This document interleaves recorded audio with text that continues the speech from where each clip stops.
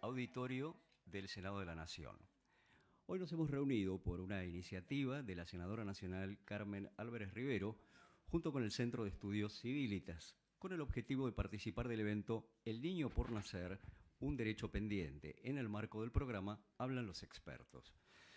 De manera presencial vamos a contar con la participación de quienes nos acompañan en el estrado, la senadora nacional Carmen Álvarez Rivero, el fundador y director de Civilitas, Centro de Estudios para la Formación de Dirigentes, Sebastián García Díaz, la doctora Graciela Moya, la doctora Lorena Bolsón, el doctor Gustavo Ramos Martínez y el doctor Luis María Caballero.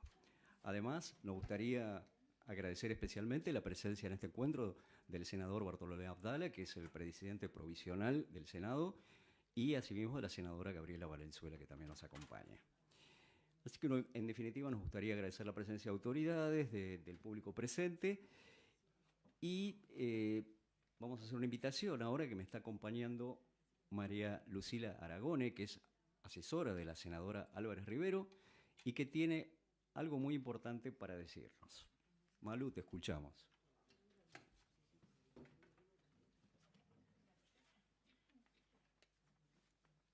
Buenas tardes. En 2 días, el 15 de mayo, el mundo celebrará el Día Internacional de las Familias. Por eso es tan importante que nos hayamos reunido aquí hoy para defender los derechos del niño por nacer, para defender la vida, el bien más precioso que tenemos, el primer derecho de todos, pues sin él no existe ninguno de los demás.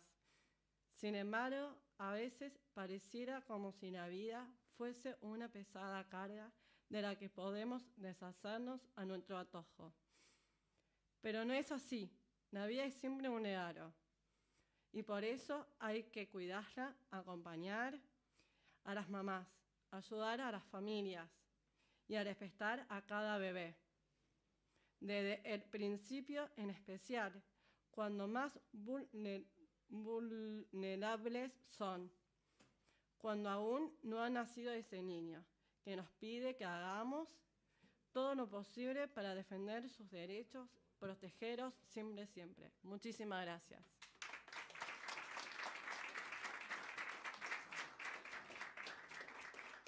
Muchas gracias, Malu. Y seguidamente vamos a escuchar las palabras de bienvenida de la senadora nacional Carmen Álvarez Rivero.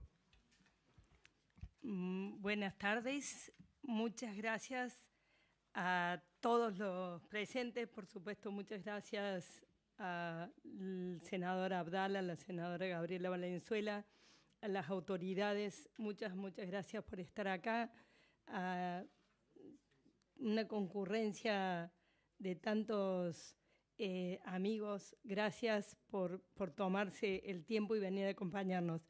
Gracias, Malu, por tu manifiesto por la vida. Muchas gracias. Estamos aquí en defensa de la vida humana, especialmente del niño por nacer.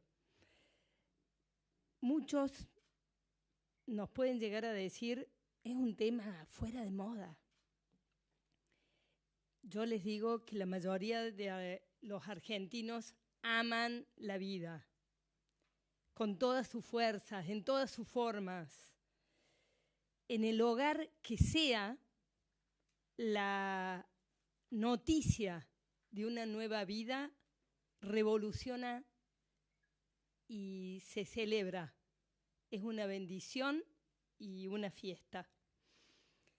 ¿Por qué los argentinos permitimos que se manche nuestra historia con sangre de inocentes?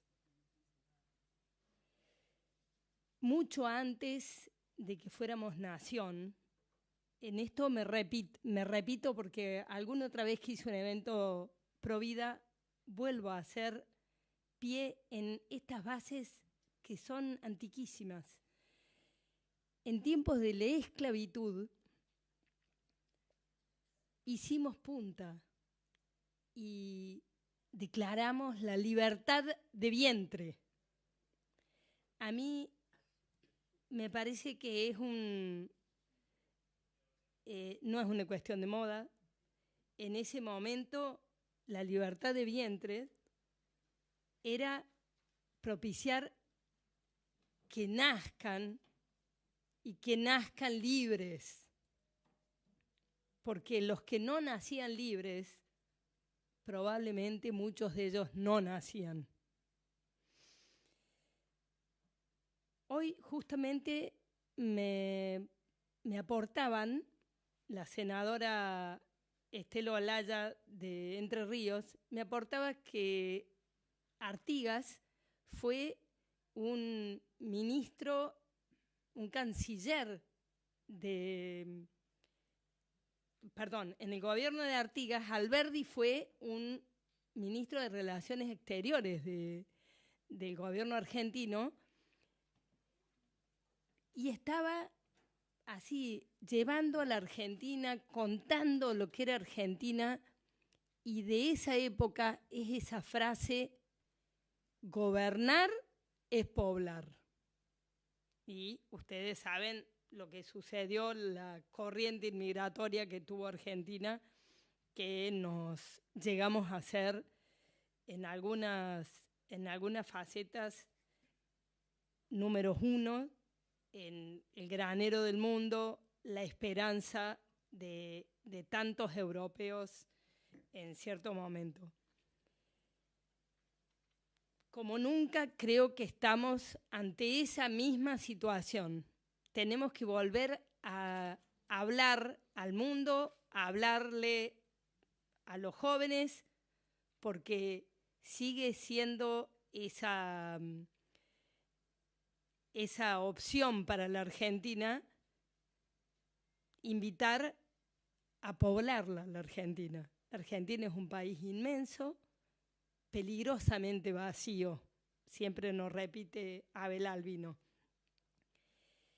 Por eso yo quiero invitar a los más jóvenes con la esperanza de futuro, con una esperanza concreta que en el futuro la Argentina va a desarrollarse en toda la potencialidad que tiene, que cada uno de nosotros sabemos, porque cuando nos reunimos con las provincias, cada uno puede decir lo que puede ser en un área o en otra área su lugar de origen, que todavía no lo es. Argentina realmente está toda por hacer. Y por eso mi mensaje a los más jóvenes es: anímense, formen familias, funden empresas y a darlo todo, porque el futuro va a ser maravilloso. Lo mejor está por venir. Hasta luego. Muchas gracias. Y seguidamente vamos a ir presentando a los distintos panelistas. Vamos a presentar en primer lugar a Sebastián García Díaz. Sebastián está casado, es padre de 4 hijos, director del Grupo Oxford, abogado por la Universidad Nacional de Córdoba, tiene un máster en Ciencias Políticas por la Universidad de Navarra, exsecretario de Prevención de la Drogadicción y Lucha contra el Narcotráfico, fundador y director de Civilitas, Centro de Estudios para la Formación de Dirigentes. Lo escuchamos. Bueno, muchas gracias por esta invitación y es un honor estar aquí en el Senado defendiendo este derecho pendiente del niño por nacer. Siempre en la relación Carmen es la parte blanda y yo soy el que va a los bifes del duro, digamos, así que a ver si puedo aportar algo. Yo creo que hoy comienza, no porque tomemos la iniciativa nosotros, sino porque está dando vueltas en el ambiente, pero falta que alguien prenda la mecha. Comienza desde aquí, hoy, desde el Senado, la nueva batalla cultural que hay que dar por defender la vida. Tuvimos hace unos años una gruesa batalla, se dio la sanción de la ley y es como que los que defendemos la vida nos fuimos a nuestras casas un poco a lavarnos las heridas. Se acabó. Llegó el momento, porque estamos defendiendo un bien superior, que es la dignidad humana del niño por nacer, de salir de nuestras guaridas, de salir de las cavernas y volver sobre esta causa a defenderla. Javier Milei, el presidente, es proclive a esta causa, Así que tenemos que aprovechar, pero claramente no va a depender de él, me parece, porque está muy enfocado en lo económico y en las transformaciones económicas, sino que va a depender de nosotros. Nosotros le tenemos que dar ese plafón para que el tema vuelva a estar en el tapete. Si nosotros prendemos la mecha, posiblemente empiece a correr de nuevo.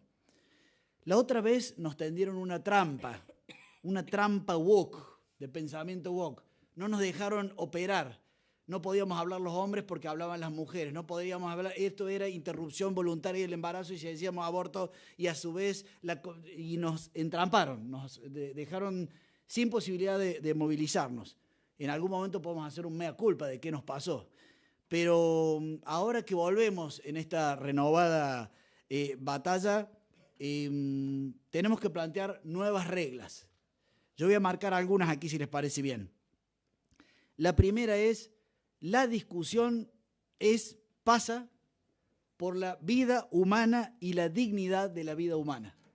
Ese es el eje de la discusión del niño por nacer y su derecho pendiente. Por supuesto también están los derechos de la mujer, el contexto y demás, pero aquí estamos hablando de si hay vida humana en ese niño por nacer, que vamos a tener ahora autorizadas explicaciones, entonces hay que defenderlo por sí mismo, no depende de, o si este caso sí, pero este caso no. La civilización occidental es la base, porque Argentina está dentro de Occidente. La célula básica de la sociedad es la familia se forma con una pareja que quiere trascender a través de sus hijos, y en ese marco nos vamos a mover. Cuando alguien viene y nos dice, no, el niño por nacer no, pero sí discutamos el derecho de los animales, por ejemplo, que en este momento se está discutiendo en la Cámara de Diputados. No, loco, ¿cómo? ¿En qué momento le dimos prioridad a los derechos de los animales y todavía no estamos resolviendo si ese niño por nacer tiene el derecho de nacer más allá de cualquier condicionamiento? Y así hay muchos casos en donde, vuelvo a decir, nos quedamos encerrados en una discusión en donde nos sacaron de eje.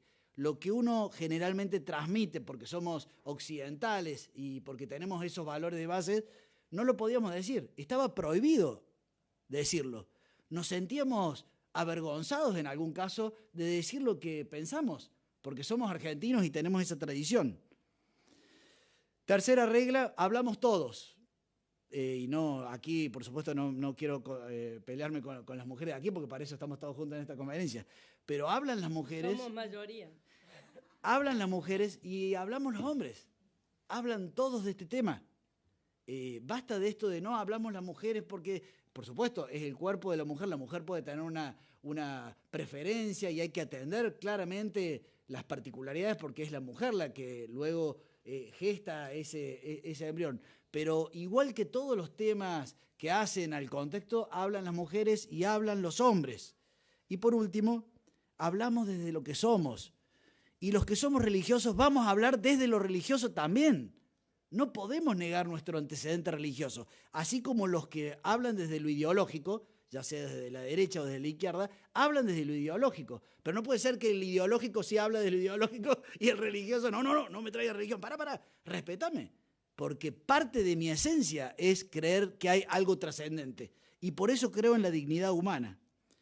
¿Por qué estamos tan callados? No lo voy a explicar ahora porque tengo poco tiempo, pero no me gusta. Fuimos al primer tiempo, pero viene el segundo tiempo, digamos. O sea, si, ya está, ya se aprobó la ley, entonces tantos años de lucha en favor de la vida al armario, estamos locos, digamos. Sobre todo los que tenemos convicciones en favor de la vida, vuelvo a decir, llegó el momento de volver a salir. Despertemos, listo, ya lloramos, ya nos lavimos las heridas, salgamos de nuevo a la cancha. Entonces cierro con esto, es una convocatoria concreta, humilde, porque yo no soy nadie, soy el director de una fundación, pero con toda valentía digo, en cada parroquia o templo de la Argentina, en cada colegio, en cada aula donde haya un joven comprometido o una maestra comprometida, en cada grupo juvenil, cristiano o deportivo, o comprometidos con ideas, con estas ideas y estos valores, en cada familia donde hay un padre que dejó de hablar de este tema porque le parecía que ya está, ya no habla más. en todos los ámbitos estamos llamados a volver a poner en el tapete, a volver a molestar. Hagamos lío, como decía el Papa Francisco, con este tema. Volvamos a ponerlo en la tapa de los diarios, volvamos a incomodar si hace falta con nuestros artículos en el periódico, con nuestras pancartas, con nuestros videos, con nuestra presencia en redes sociales. La vida humana del derecho del niño por nacer se defiende y aquí estamos para defenderlos. En definitiva, recordemos lo que decíamos antes, pero ahora lo decimos con renovado valor. Somos la voz de los que no tienen voz. Ellos no pueden hablar y si no hablamos nosotros, ¿quién va a hablar por los niños por nacer? Así que desde hoy formalmente dejo inaugurada una nueva sesión de esta batalla cultural por la vida.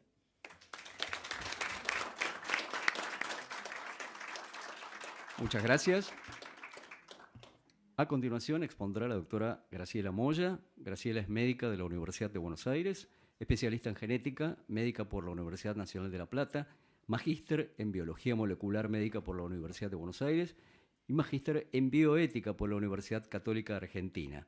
Además es presidente del Comité de Ética de Investigación Científica de la Universidad Católica Argentina, miembro correspondiente de la Pontificia Academia Pro Vida de la Santa Sede. La escuchamos. Bueno, muchísimas gracias. Muchas gracias, Carmen, Santiago, por la invitación. No nos hemos salido nunca de la cancha. Siempre estuvimos trabajando y trabajamos, como digo yo, en la trinchera todo el tiempo. De hecho, bueno, hay muchísimas experiencias, lamentablemente, que tenemos a diario con la normativa que surgió a partir de la ley de aborto de ILE e IBE. Pero bueno, mi idea es un poquitito tratar de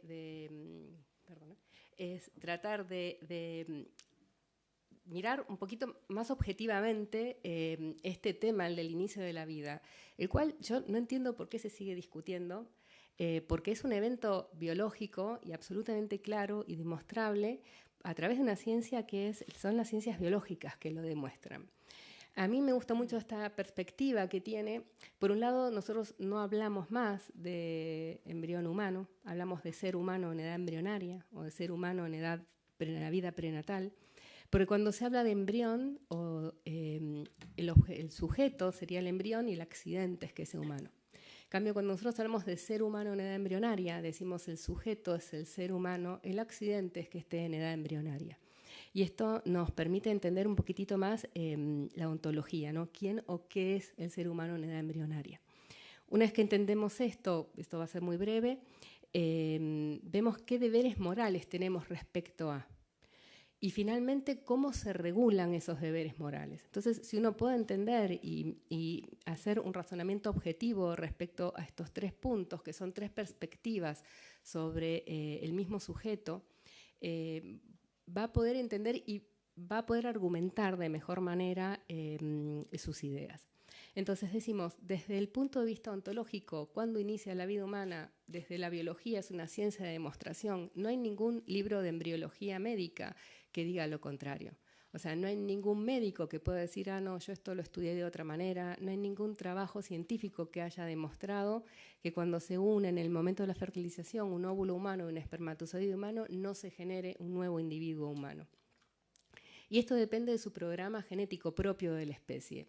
No hay duda, por eso en el momento del debate del aborto, cuando quien era nuestro ministro de Salud decía hay una vida y lo otro es un fenómeno, uno dice, no se puede creer que esta persona sea ministro de Salud, no aprobó esta materia básica de primer año de la universidad.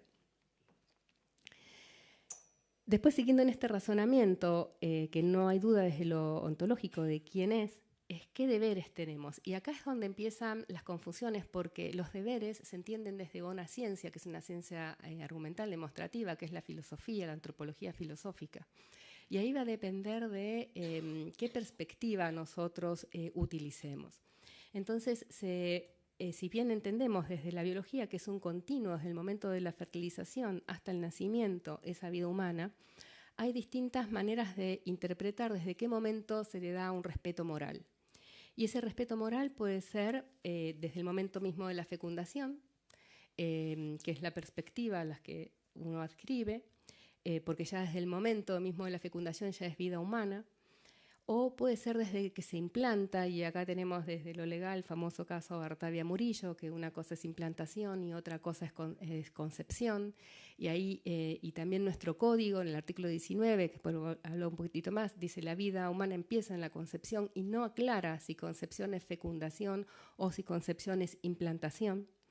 Entonces ahí yo creo que por eso es importante a veces, lo que vos comentabas, definir los conceptos. Hay que definirlos claramente para saber qué límites tienen esos conceptos.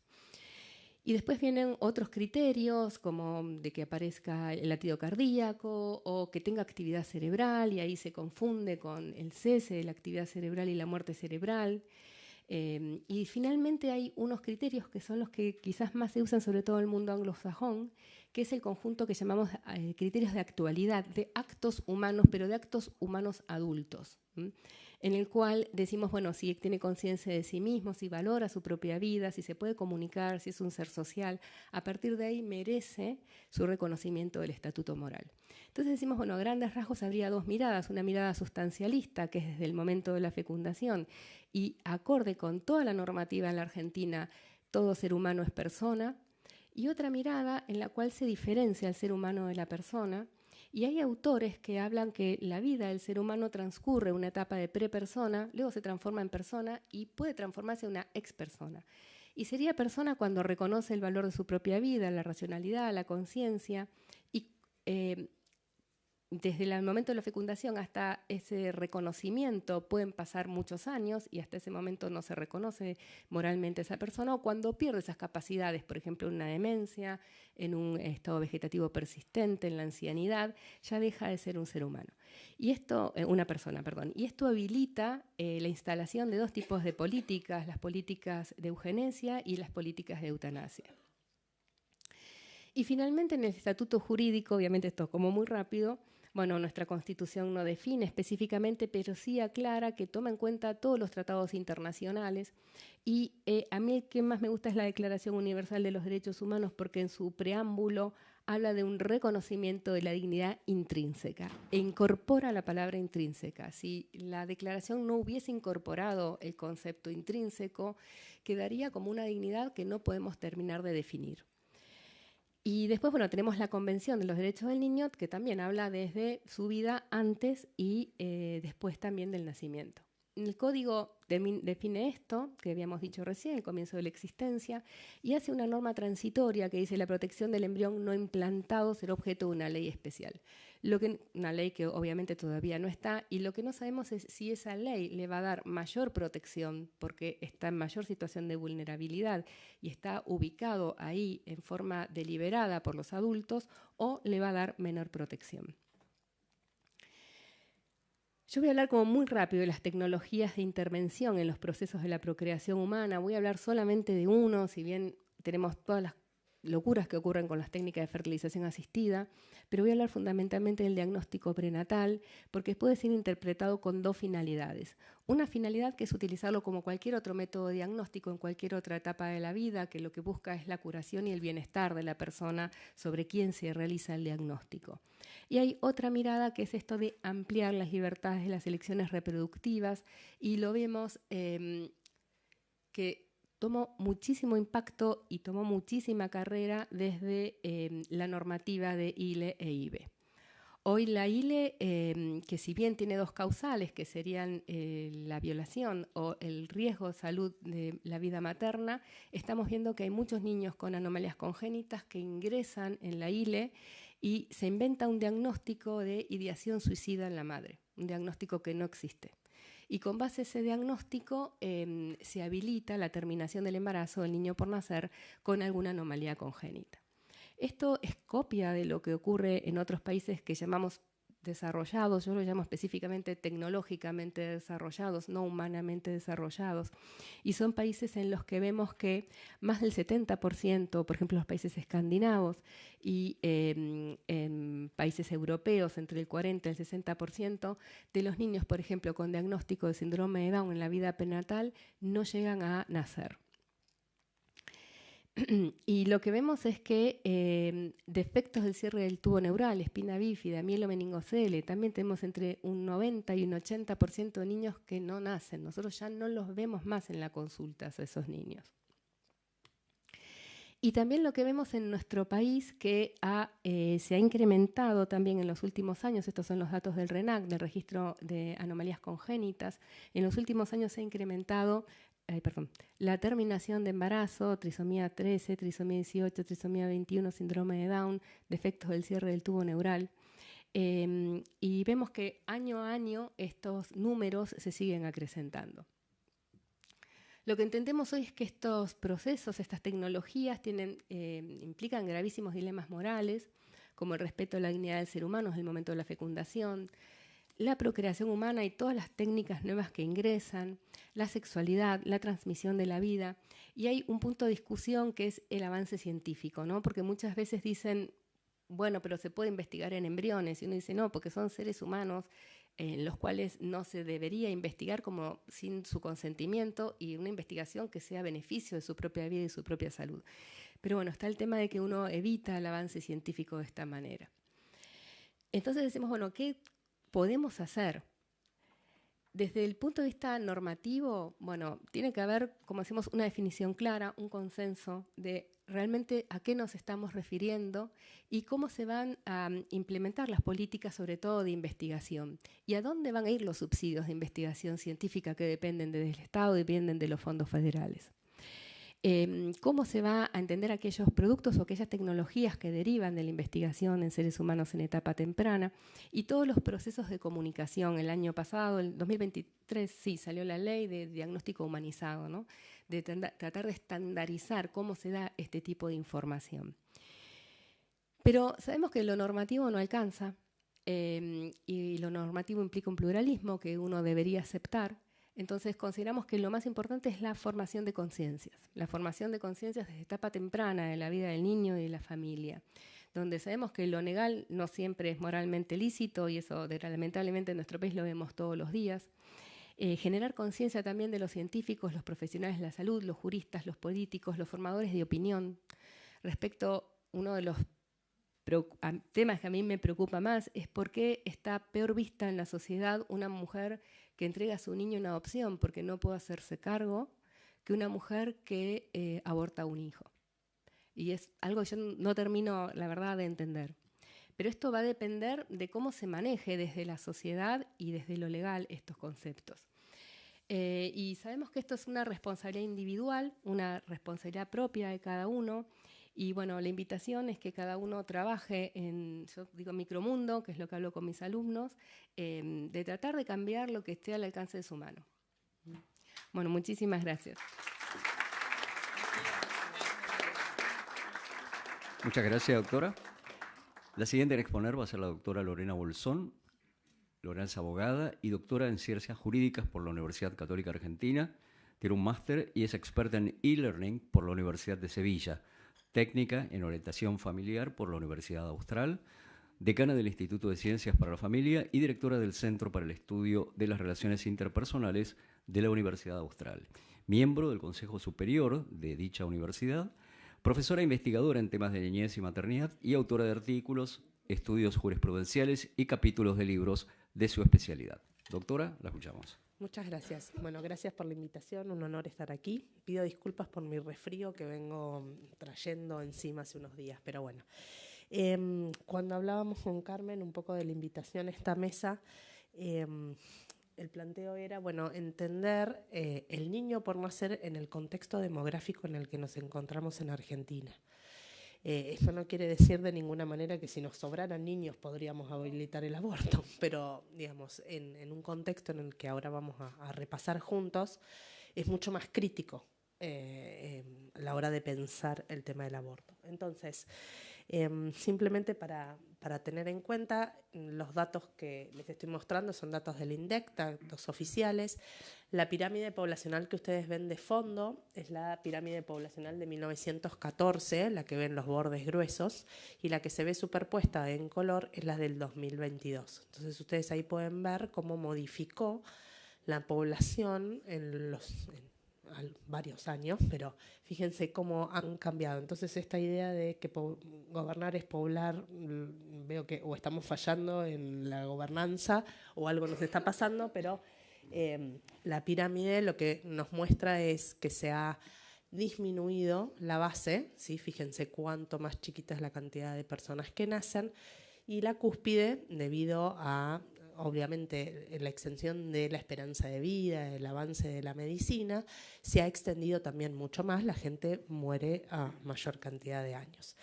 Si bien nacen más varones en la Argentina, tenemos una población muy feminizada, porque a medida que pasan los años hay una proporción mayor de mujeres, así que te vamos a ganar de alguna manera también ahí, pero me parece buenísimo esto de hablar todos. Pero un poquito, esto nos muestra el panorama hasta el 2022.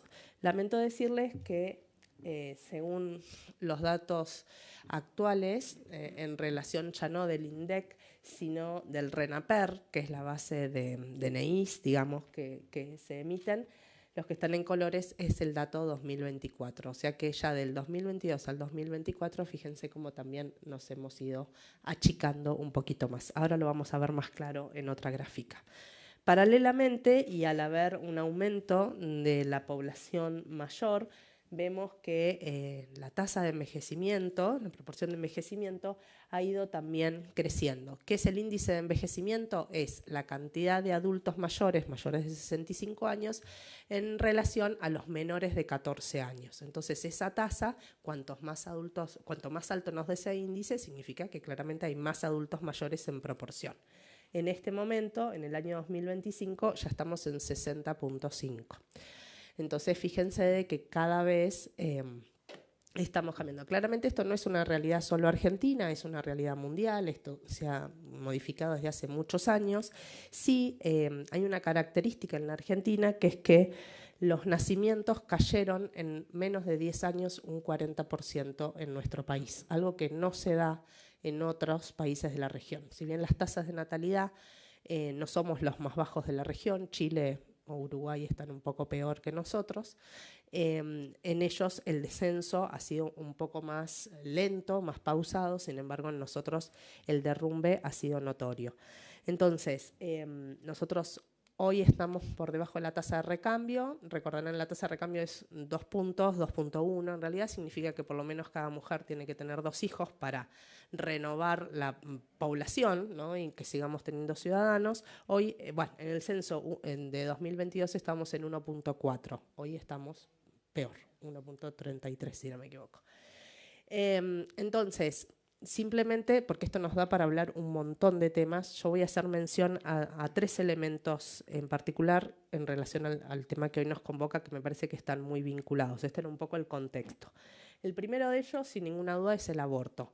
No tenemos datos estadísticos. Estos datos que yo les estoy mostrando es de un proyecto Mirar, creo que se llama, que obviamente está a favor del aborto, y un poco lo que está mostrando en esta gráfica es la cantidad de abortos o donde se cumple más este derecho a la IVE o a la ILE. Las provincias que están pintadas de un color más oscuro es porque se realizan mayor cantidad de prácticas o se da más el acceso a la posibilidad del IVE y ILE que en las restantes. Cuantos más claritas, menos habría este derecho. Ellas manifiestan de que 9 de cada 10 abortos se realizan antes de las 12 semanas de gestación, y que en el 2023 informan que se entregaron 106.700 medicamentos para producir el IVE. El único dato oficial que tenemos es del año 2022 del Ministerio de Salud, donde se informó 96.564 abortos.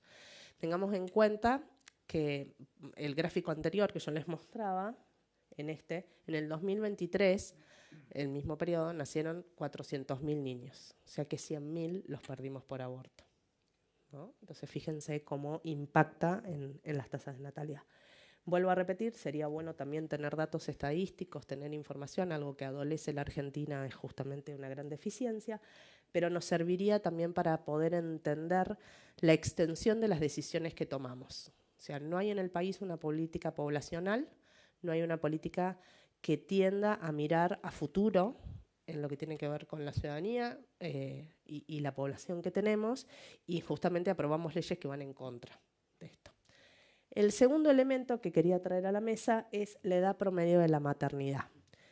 Se los explico porque no van a entender nada, van a decir que son estas líneas de colores. La línea amarilla que aparece arriba de todo son las que han sido madres entre los 20 y los 24 años. Esa es la edad típica hasta hace algunos años donde preponderantemente se daba la mayor cantidad de nacimientos. La línea azul que le sigue es el grupo etario entre los 25 y los 29 años de edad. Y la verde es la de 30 a 34. Si ustedes ven sobre el final de la gráfica, ¿sí?, los últimos años, 2022-2023, la línea amarilla pasó a estar en el tercer lugar. Es decir, hoy los nacimientos se producen mayoritariamente entre los 25 y los 29 años, en segundo lugar entre los 30 y los 34 y recién después las mujeres de 20. La línea azul más oscura que sigue debajo es la de 40 años, que también va creciendo, y la línea gris que desciende abruptamente, también a causa del aborto, son las chicas jóvenes menores de 20 años, porque ahí se aplican repartos de anticonceptivos y un montón de otras políticas que también claramente han hecho bajar las tasas de nacimiento. Entonces, esto nos pone de frente con otro problema, y que no soy médica, acá me da vergüenza casi hablarlo delante de la doctora Moya, pero vamos a algo de raciocinio tenemos que aplicar, y es que las mujeres somos fértiles entre los 20 y los 30 años. Esto no lo ha cambiado la medicina, no se ha cambiado por los años, no, al contrario. Entonces, estos estudios, simplemente las gráficas que las vemos de lejos, es que hay numerosos estudios que acreditan que la fertilidad natural de la mujer se da en esa etapa de la vida. Entonces, cuantos más años pasen, menos posibilidades vamos a tener de ser madres. Entonces, ¿qué sucede? Si decidimos posponer la maternidad por una moda, por unas ideologías, porque digamos, pasamos supuestamente las mujeres de estar bajo el yugo de los hombres que nos dicen cuándo tenemos que ser madres y que esa es nuestra función, a estar bajo el yugo de una ideología donde nos dice que no debemos ser madres y que debemos dedicarnos a nuestro derecho de más. Entonces, ¿qué sucede si alguien quiere hacer las dos cosas? ¿Por qué yo no podría elegir ser madre y ser profesional y desarrollarme en todos los aspectos de mi vida?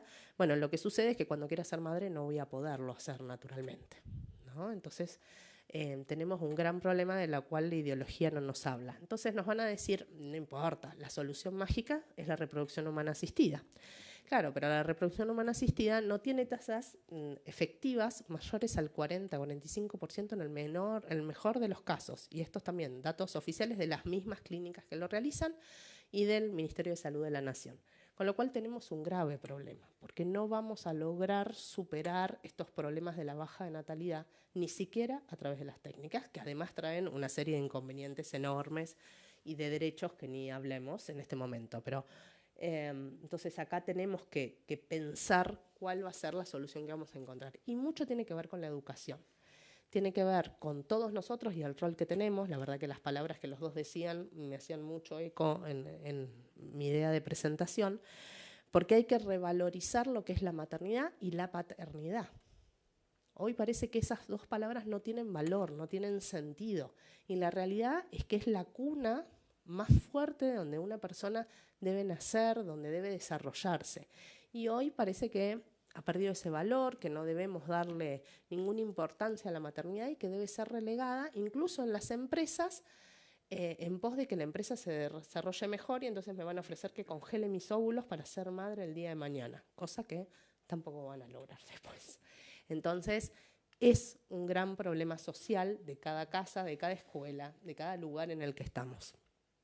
El segundo elemento en el que quería hablar, el tercero, y ya para terminar, en relación a la mujer, porque también nos preocupa, las madres, ¿sí?, es el problema que tenemos en nuestro país en relación a la maternidad temprana, ¿no? Y esto tiene que ver con un tema educativo y no se soluciona con la ley de educación sexual simplemente. Este gráfico, ¿qué es lo que nos muestra? Nosotros en el estudio consideramos vulnerables a las personas que están en determinados quintiles económicos, pero por otro lado tienen un nivel educativo que no supera el nivel secundario. A esos consideramos vulnerables. Entonces, estos estudios que están realizados en base a la base de UNICEF justamente y del INDEC, El 43% de las madres jóvenes, ¿sí?, que dicen que inician su relación sexual entre los 8 y los 15 años de edad. En el sector vulnerable, el 43%. Y en el sector no vulnerable, el 19.6%. Entonces, aquí tenemos un problema educativo, tenemos un problema de fortaleza en los vínculos familiares y de protección hacia las niñas y a las chicas jóvenes, porque iniciarse sexualmente a los 8 años dudo que nazca naturalmente un deseo de la criatura. Y en esta misma línea, si nosotros observamos la convivencia en pareja, es decir, no una relación habitual, ocasional y el hecho que hayan sido, sino niñas que conviven directamente con hombres, la proporción de niñas vulnerables versus las no vulnerables es, fíjense, bastante llamativa, ¿no? Entonces, entre los 16 y los 19 años tenemos el 35%, 36 casi por ciento de niñas vulnerables y 11.5% de las no vulnerables. ¿Qué pasa en el último gráfico? De 12 a 15 años. Ese 1.1 de las no vulnerables corresponde a niñas entre los 14 y los 15 años. Sin embargo, en el grupo vulnerable, el 82%, si no veo mal desde acá, perdón, pero cuestiones de edad me impiden ver, son niñas, perdón, 62, perdón, gracias, 62% corresponden a niñas entre los 12 y los 14. Es decir, estamos habilitando socialmente convivencias de niñas donde no tienen la madurez para desarrollarse sexualmente, para desarrollarse personalmente y para ser madres. Y aquí tenemos el otro impacto también en los niños que nacen, en esos casos, ¿no? Donde perpetuamos la pobreza, donde perpetramos la vulnerabilidad y donde también tenemos que hacer un mea culpa como Estado, de un Estado ausente en lugares donde tenemos que realmente acompañar. Entonces, me parece que las políticas que empecemos a mirar, sea en relación al aborto, sea en relación, tenemos que pensarlo en un contexto mucho más grande de cuál es el futuro que queremos para la Argentina y cómo esperamos de que se desarrolle nuestro país en el futuro y los ciudadanos que queramos tener. La base de todo eso es la educación y sin ninguna duda es la familia, ¿no? Así que bueno, muchas gracias. Muchas gracias, doctora. Y vamos a presentar ahora al doctor Gustavo Ramos Martínez. Es casado, es padre de 5 hijos, abogado y procurador por la Universidad Nacional de Córdoba, doctorando por la Facultad de Derecho y Ciencias Sociales de la Universidad de Córdoba, profesor de la universidad mencionada, expresidente del Frente Federal Familia y Vida de Córdoba y miembro de ACDE, que es la Asociación Cristiana de Dirigentes de Empresas. Además, es un comprometido militante pro vida. Lo escuchamos. Bueno, muchas gracias, senadora. Muchas gracias a todas las autoridades presentes. Bueno, yo me voy a enfocar en el contexto en que se dio y se está, o se puede llegar a dar y se sigue dando este debate por la vida de los niños por nacer, que en un principio se enfocó como, digamos, un tema de punibilidad, o sea, la despenalización de lo que se llamaba en ese momento la despenalización del aborto. Pero a poco que anduvimos nos dimos cuenta de que ya no era una cuestión de despenalización, sino de legalización, o sea, de promoción de la interrupción voluntaria del embarazo o el aborto, como se le denominaba entonces.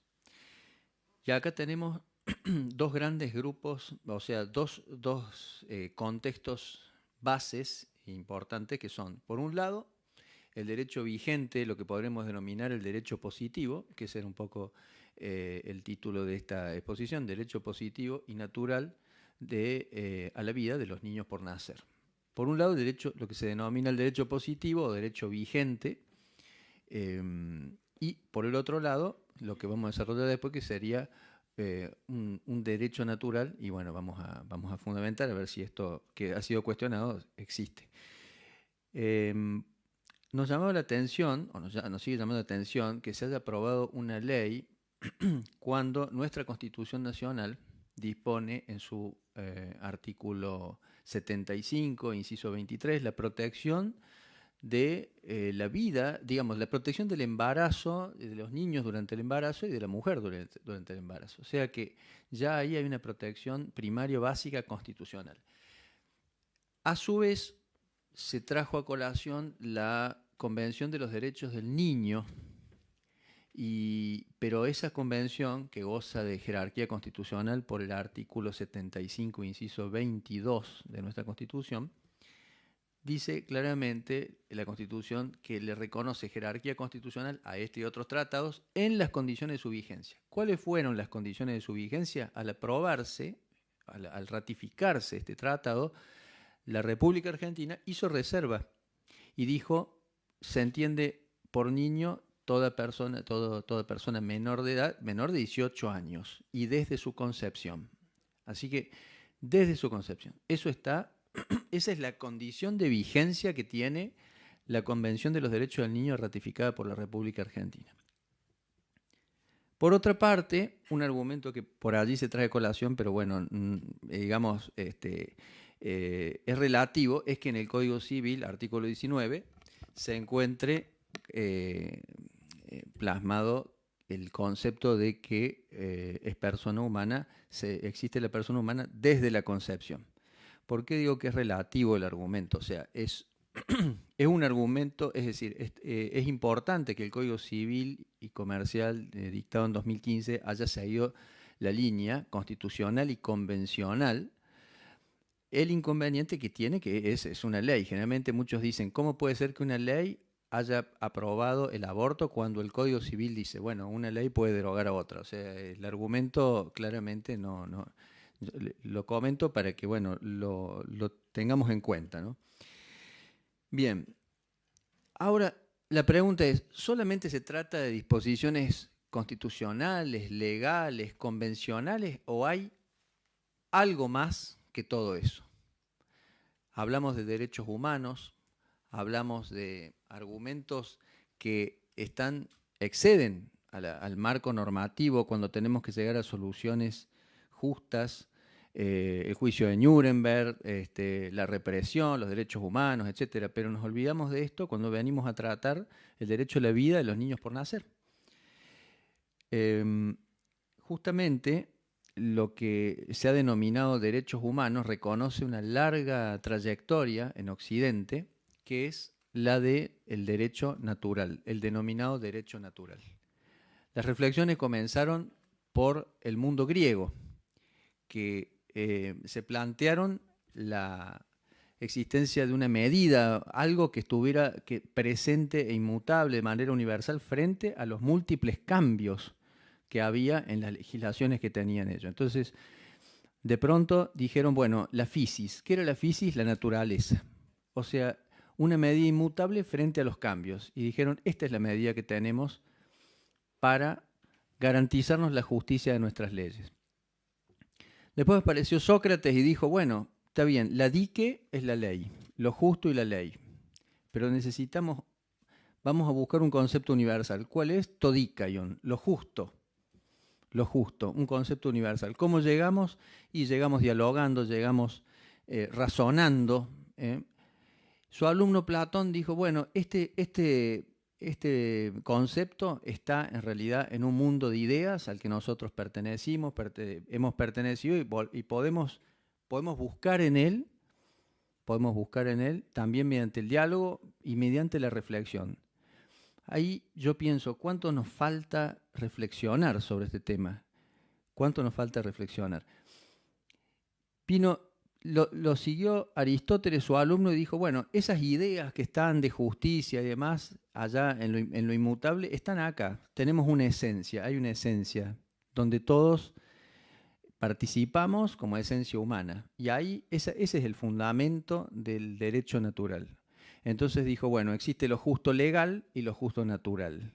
Es decir, lo justo legal, lo que dispone el gobernante, lo que dispone el legislador, lo que dispone la autoridad, y lo justo natural, decía él, como el fuego, dice que quema lo mismo en Grecia que en Persia. Es tan justo en un lugar como en otro, pero existe de una manera universal, se encuentra presente en nuestra esencia, en nuestra naturaleza humana. Y esta es la tradición que nosotros hemos recogido por vía de, digamos, reflexiones posteriores y que se unieron con una vertiente que también está presente en la tradición occidental, que es la vertiente hebreo-cristiana. Porque los hebreos decían que hay una ley inscripta en el corazón del ser humano, que Dios ponía la ley en el corazón del ser humano.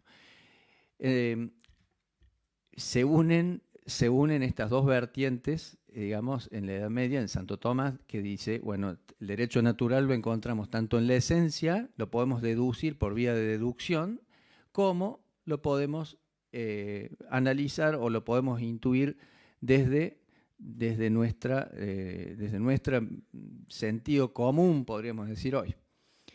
Bueno, todo esto en la modernidad se va perdiendo, aunque nosotros lo vamos recogiendo a toda esta tradición, al punto que inclusive, si nosotros pensamos en el nacimiento de nuestra patria, de nuestro primer gobierno patrio, el 25 de mayo, cuyo antecedente es el 22 de mayo de 1810, el fundamento es un fundamento en lo que, digamos, en la teoría de la legitimidad del poder de Francisco Suárez, que es un escolástico que recoge toda esta tradición occidental, la de Santo Tomás, etc. Y traigo a colación esto porque, digamos, para que tomemos en cuenta que estamos fundados sobre esto, o sea, estamos parados sobre esto. El poder viene de Dios al pueblo, del pueblo al gobernante. Y así fue como fundamentamos nuestro primer gobierno patrio, estando el virrey Fernando VII preso por Napoleón. Pero bueno, las teorías que en el siglo XIX empezaron a entrar en boga fueron otras. Desconocer la esencia, no tenemos esencia, no se toca, ¿dónde está la justicia inmutable? No la vemos, no la tocamos y se terminó diciendo que el texto era lo único que valía. El derecho positivo basado solamente en el consenso, en el mejor de los casos. El derecho positivo que dictaba el gobernante. Y eso, para que en esta prieta síntesis, llega hasta la época de entre Primera y Segunda Guerra Mundial, con el planteo de Kelsen, Hans Kelsen, un jurista austríaco, que termina postulando que la justicia en sí misma como un ideal universal e inmutable es un concepto irracional. Es de imposible realización y es de imposible captación por nuestra mente, digamos. Un concepto totalmente irracional. Entonces, eso dio origen, fíjense, al desastre del nazismo de Hitler. O sea, el Estado podía dictar cualquier norma, cualquier ley, y así fuere matar gente, exterminar por la raza, por lo que fuere, estaba justificado. Tras cartón de eso, aparece la Declaración de los Derechos Humanos de la ONU de 1948, que como bien dijo la doctora, dice reconocer la dignidad intrínseca y de la persona humana. Como miembros de una familia humana, o sea, se menciona una familia humana, ya se menciona el reconocimiento, o sea, reconocer quiere decir que hay una realidad preexistente. Entonces, insisto en esto porque cuando existió el debate del aborto, se decía, bueno, es el consenso, es ley, es consenso, pero y el consenso lo tuvo Hitler también. Entonces, ¿nosotros qué vamos a avalar? ¿Un consenso o vamos a avalar realidades preexistentes, que son las que fundamentan todos los derechos humanos que después se proclaman cuando muchos sectores piden por los derechos humanos? Bueno, esa es básicamente la reflexión que yo vengo a traer y termino con esto.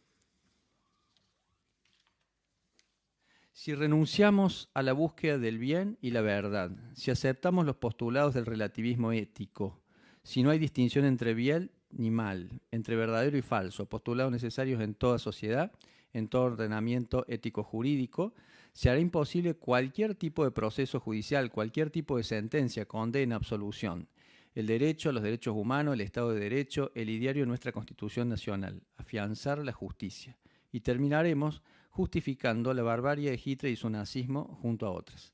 El bien moral es un paquete completo, no se puede cortar donde nos place, garantizando derechos a algunos y negándoselos a otros porque nos incomodan o simplemente porque no tienen voz.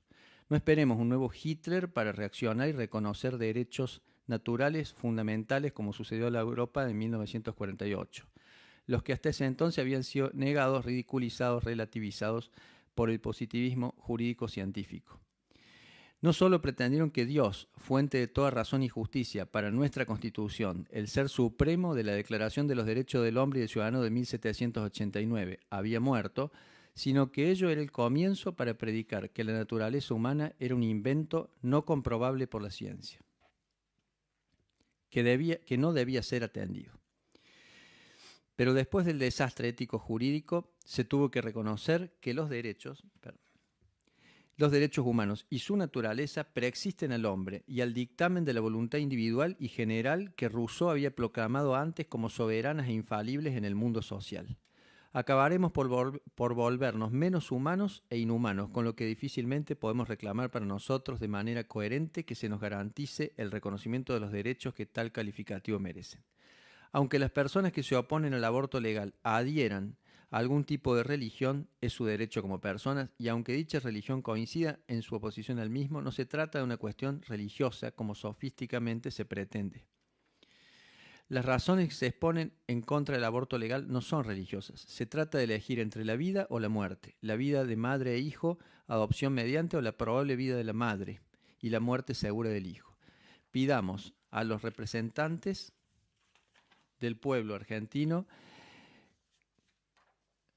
que recompaginen esta legislación inconstitucional, pidiendo a nombre de éste, conforme a la razón y a la justicia, afianzando la misma, como es razón y desearon los constituyentes en el preámbulo de nuestra Carta Magna, y recordando que el derecho de uno termina donde comienza el derecho de otro, que ya existe, aunque no puede expresar su voz para defender su derecho a seguir viviendo. O juremos con gloria morir. Nada más. Muchas gracias, doctor. Y por último, vamos a presentar al doctor Luis María Caballero. Está casado, es padre de 5 hijos, es abogado por la Universidad Nacional de Córdoba y escribano por la Universidad Siglo XXI. Doctor en Gobierno y Cultura de las Organizaciones Universidad de Navarra. Es presidente de la Fundación Jérôme Lejeune, Argentina, y vicepresidente de Civilitas, Centro de Estudios para la Formación de Dirigentes. Es autor de numerosos artículos sobre temas políticos, empresariales y vinculados a la discapacidad. Ha escrito 3 libros. Lo escuchamos. Bueno, muchísimas gracias, Carmen, por esta invitación y a Civilitas por organizar este espacio que creo tan importante. Cuando uno se acerca a estos temas, es muy importante y resulta clave que el análisis sea abordado desde múltiples perspectivas. Y hoy hemos escuchado desde un punto de vista jurídico, biológico, antropológico, filosófico, por qué es tan importante la defensa del derecho a la vida de todos los seres humanos, de todas las personas y por lo tanto del niño por nacer. Y yo vengo a traer un aporte que es quizás ligeramente distinto, que es un análisis, una perspectiva realizada en primera persona, porque cuando hace 10 años, un poquito más en realidad, junto a mi mujer, junto a Cande y nuestros 2 hijos mayores, partimos para Pamplona a emprender un proyecto de estudios, esperando a nuestro 3er hijo, no teníamos ni la más remota idea de lo que estábamos a punto de vivir.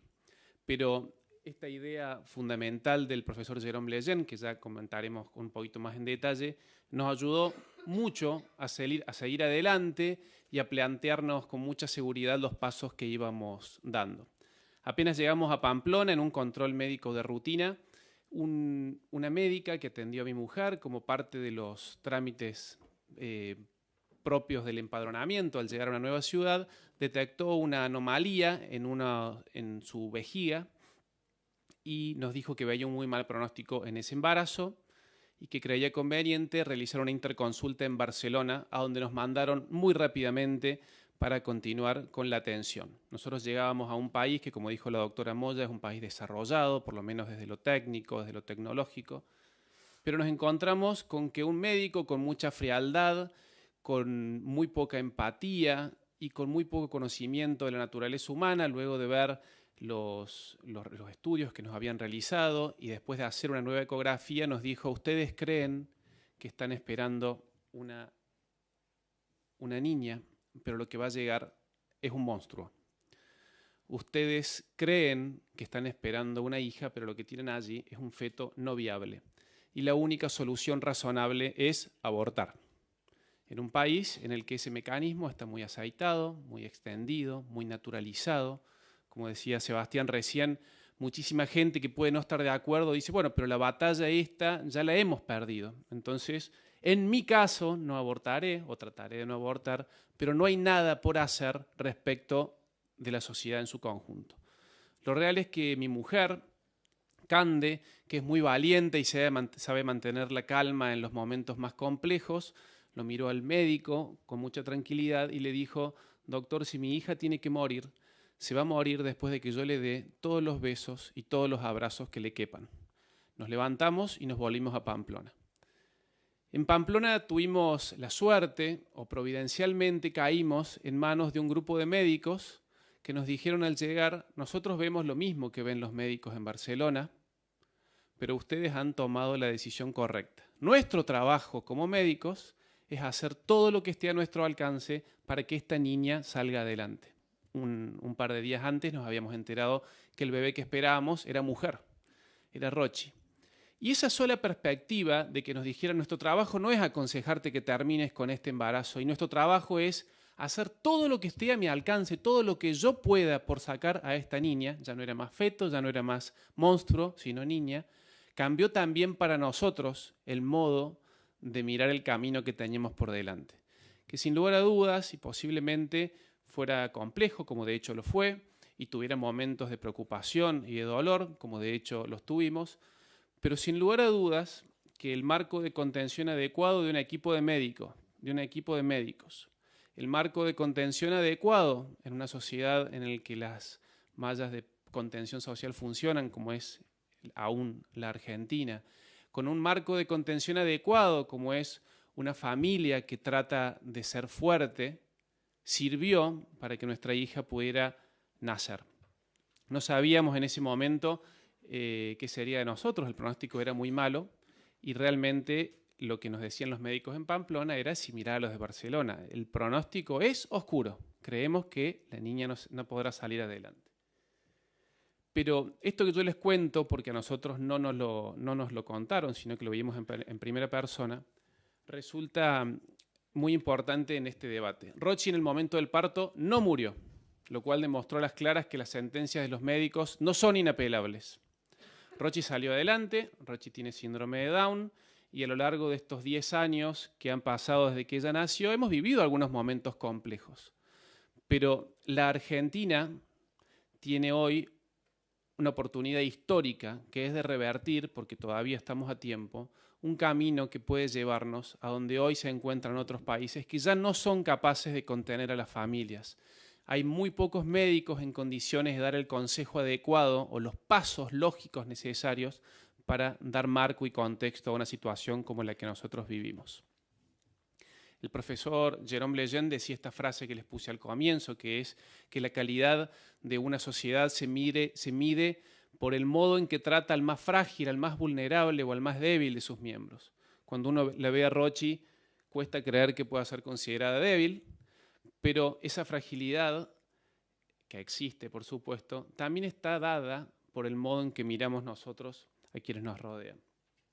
Con mi mujer Cande solemos decir con mucha frecuencia de que Rochi nació en el mejor momento de la historia de la humanidad para vivir con una discapacidad. Porque nunca antes, en toda la historia del ser humano, de la civilización, hemos contado con tantas herramientas, con tantos avances tecnológicos, con tantos conocimientos, como para ayudar a que Rochi y muchísimas más como ella puedan vivir su vida con plenitud, con felicidad, muy bien integrados en el medio social, realizando actividades deportivas, recreativas, educativas, artísticas, formativas. Pero para que ese momento que estamos transitando pueda ser realizado en la persona concreta, tenemos que tener también un marco normativo adecuado. Y esa creo que es la invitación o el corolario o el cierre, la conclusión central que hoy podemos sacar. Esta invitación que nos hacía Sebastián, estas perspectivas que nos han comentado quienes me precedieron en esta presentación, nos abre un horizonte muy importante y en una sociedad que, como les decía también hace un par de minutos, todavía está sana en ese sentido. El argentino, los argentinos, todavía tenemos en claro el valor y la dignidad intrínseca de cada ser humano. Y por eso estamos en condiciones de poder revertir la situación. Hoy Rochi vive una vida llena de aventuras. La vida de mi familia, junto a ella y nuestros otros 4 hijos, tiene momentos complejos como momentos complejos tiene la vida de cada uno de ustedes. Y algunos momentos en los que hay preocupaciones más profundas y otros momentos en los que hay quizás una tranquilidad mayor. Pero Rochi está viviendo feliz y contenta, llena de amigos, yendo al colegio, compartiendo sus clases de danza y haciéndonos muy felices y llenando nuestras vidas de luces porque pudo nacer.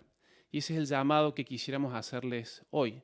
Ayúdennos a que cada vez más las personas como Rochi y muchas más puedan seguir naciendo.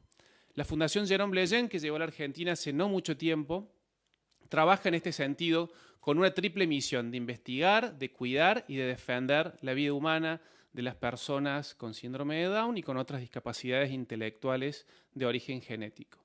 Pero la Fundación Lejeune tampoco puede realizar de manera cabal, completa y acabada su trabajo si no hay una articulación muy profunda con otros actores sociales que son parte de la sociedad civil, con el Estado, las empresas, las ONGs y entidades que trabajan esta realidad desde distintas perspectivas, ¿no? Desde lo deportivo, lo educativo.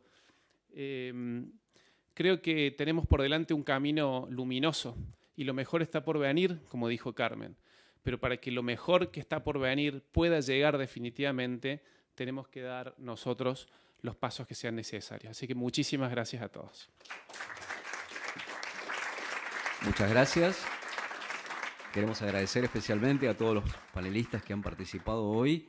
Y para finalizar, vamos a escuchar las palabras de cierre a cargo de la senadora nacional, Carmen Álvarez Rivero. Que después de Rochi vinieron 2 más, 2 varones más, así que tiene mucho para divertirse, no solamente con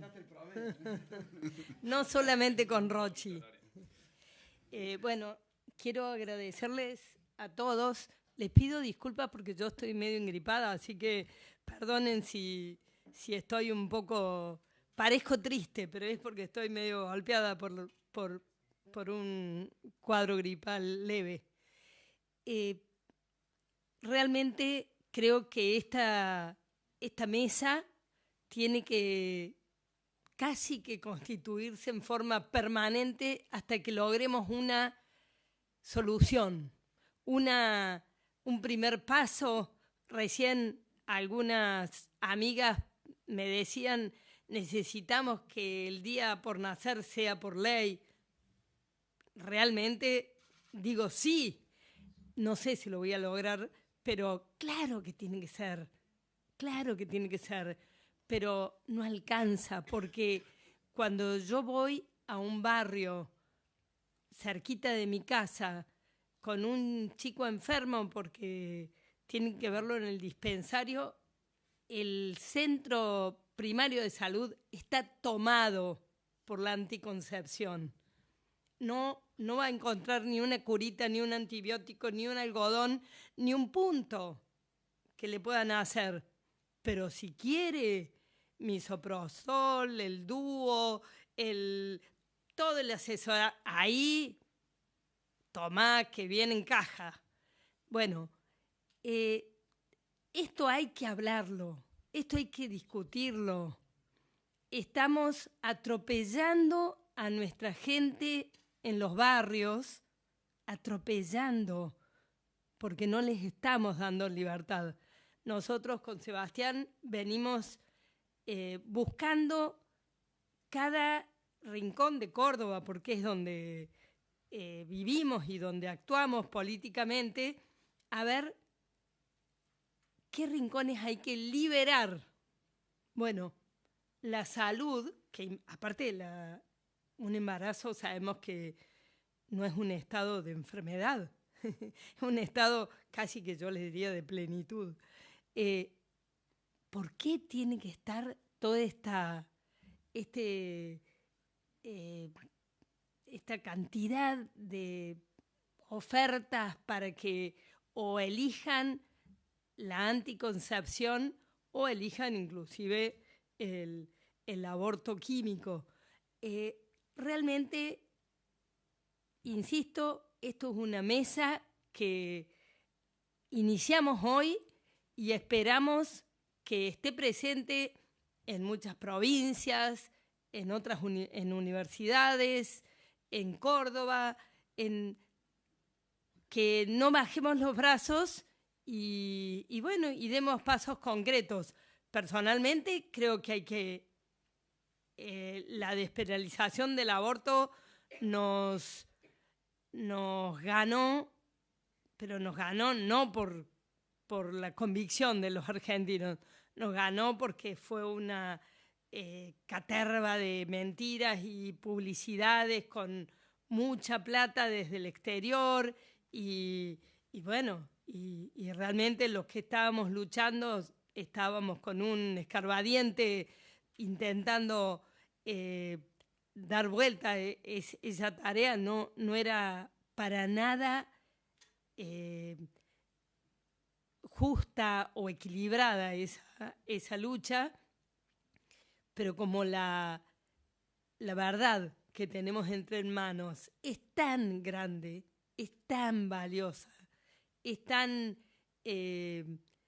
clara, porque es una dignidad intrínseca, como lo han mencionado todos, que conmueve y hace que esta batalla que nos invitamos a dar sea desafiante y posible de dar.